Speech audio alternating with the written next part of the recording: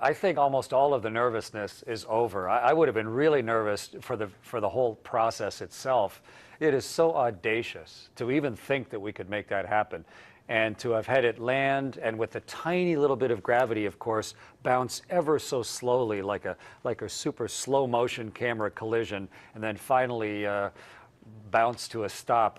And the fact that it's still working and sending data and images from so far away, I think it's just marvelous. Now's not a time for nervousness. Now's a time to gather all the science we possibly can. Okay, and I have to admit, I was skeptical, so I was very impressed that it made it at all onto the comet's tail. Right, now, talking of audacity, I have a bone to pick with you. You've told us all along that you're an astronaut. I don't believe you. I think you're an artist.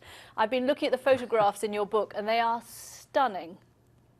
Well, I had a really good subject to take pictures of, and the ultimate tripod as well of being on the International Space Station. And also I took thousands of pictures and tried to choose the ones that showed the world at her very best for the book. So I'm glad you enjoy it. It's such a unique and privileged human vantage point to see the world from on board the space station, and I did my absolute best to share it with people in the book. I'm going to pick out just a few of them, and I want to start with the one of the eye of the Sahara, Mauritania, which is just magical.